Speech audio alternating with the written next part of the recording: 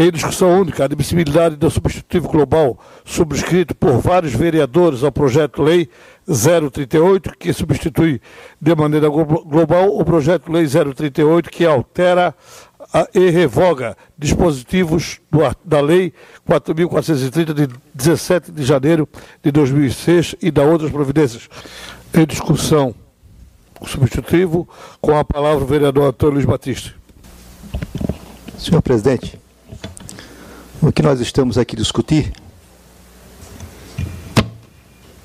é se essa casa, pela segunda vez, e tenho certeza que vai dar uma demonstração que nós estamos preocupados com o volume de recursos inscritos em dívida ativa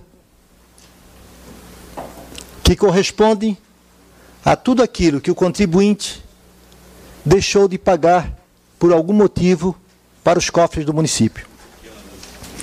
O que nós estamos aqui discutir é se nós queremos penalizar o povo josefense em aplicar uma cobrança de 10% sobre o montante da dívida ativa que vai ser cobrada em juízo. E o destino desses 10% será o bolso dos procuradores do município da ativa. Os senhores têm noção, né, e a população que nos ouve, o que acontece? O cidadão que deve um IPTU, o cidadão que deve uma taxa de alvará, o cidadão que deve o ISS, que é um serviço mensurado para aqueles profissionais que são profissionais liberais, um mecânico, um contador. Se porventura ele ficou devendo, inscreve-se em dívida ativa. Sobre isso, aplica-se a correção normal da inflação, o que é natural. E aplica-se multas e juros. Em 1, 2, 3 anos, isso multiplica, triplica. E a dívida fica impagável, incobrável para o município. A criação dos honorários sucumbenciais para remunerar pela segunda vez os procuradores é uma taxação desnecessária que em nada soma para o município e penaliza o contribuinte que ficou devendo, é verdade. E essa dívida ela é histórica.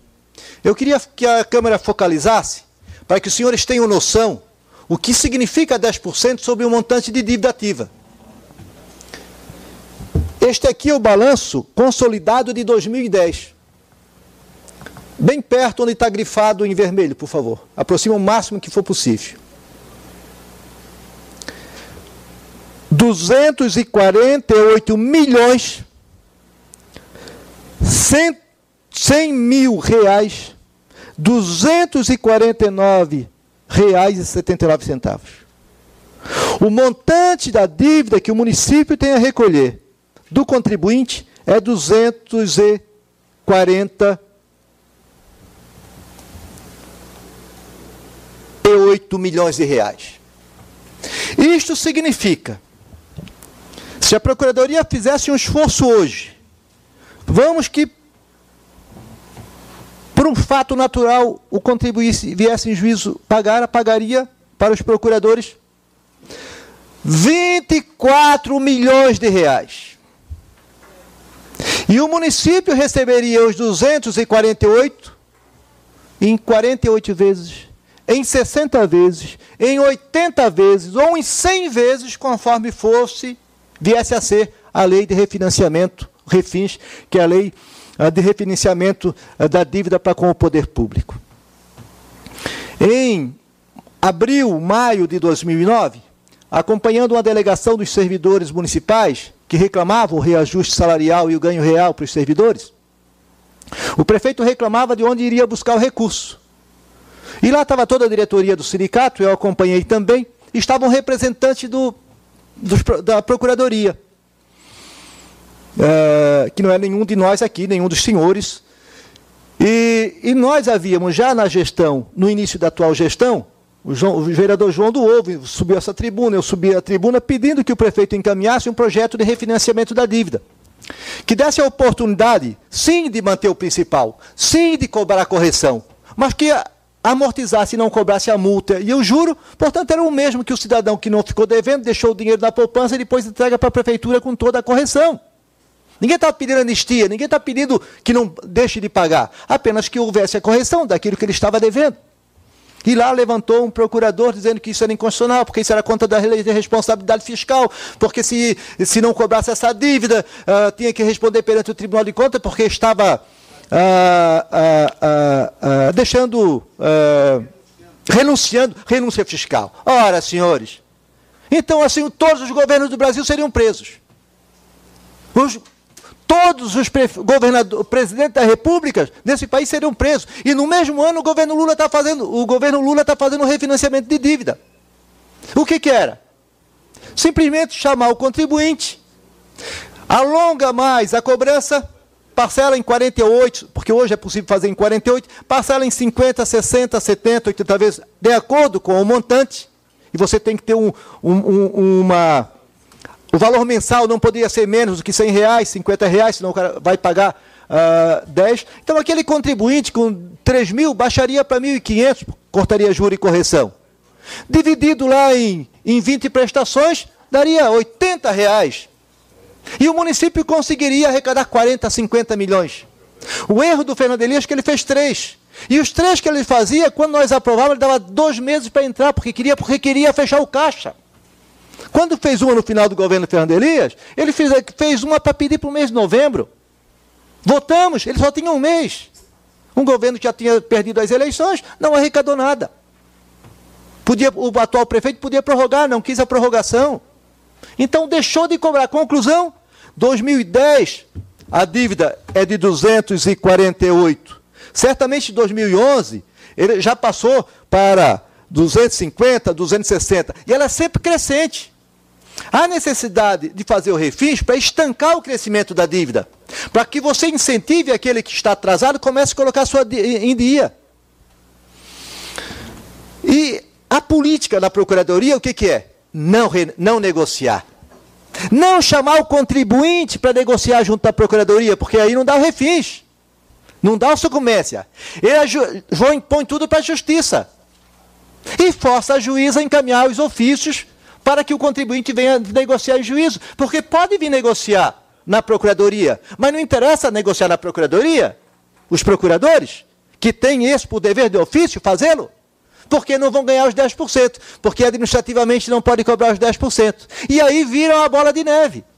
Ou seja, o setor de arrecadação, o setor da fazenda, o setor tributário, o secretário financeiro, fica lá brigando para ver como é que ele consegue arrecadar mais, ou o outro fica tentando buscar um convênio com o governo federal do PAC, e o outro tenta apresentar um projeto, o projeto bate lá na Caixa Econômica, não vem, e está com 248 milhões de reais para buscar uma negociação com o contribuinte. Claro, muitos deles já não existem, né? Muitas dessa dívida não podem ser negociadas, elas vêm de bancos, elas podem vir da Celeste, elas podem vir da Casan, então nem tudo isso aqui é IPTU.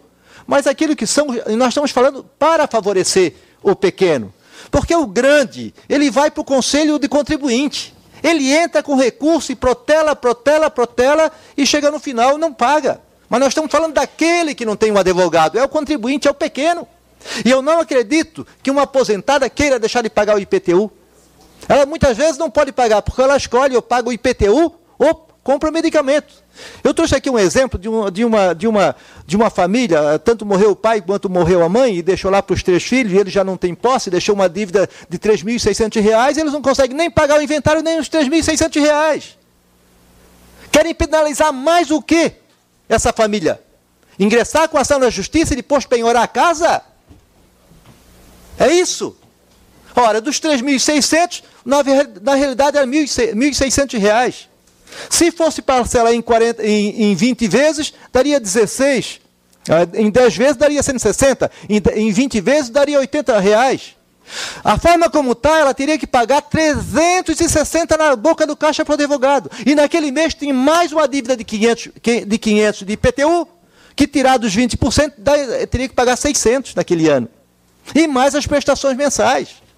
Portanto, nós estamos aqui a falar de uma obstrução que provoca a sucumbência para a gestão financeira de todos os prefeitos. E o prefeito Djalma não entendeu, não compreendeu, ou foi mal aconselhado por gananciosos. Porque um salário de um procurador, da faixa de 10 a 15 milhões de reais, queria ainda abocanhar mais 10% do contribuinte para fazer a função dele. E o fiscal de tributos? Então também tem direito, todo mundo tem direito. E o servidor municipal?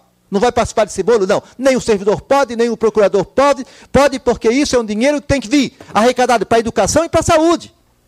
E os 10% não vai nem para a saúde, nem para a educação, vai para o fundo de reaparelhamento, mais uma inconstitucionalidade, inclusive. Por isso eu diria o seguinte, parabenizar todos os senhores vereadores.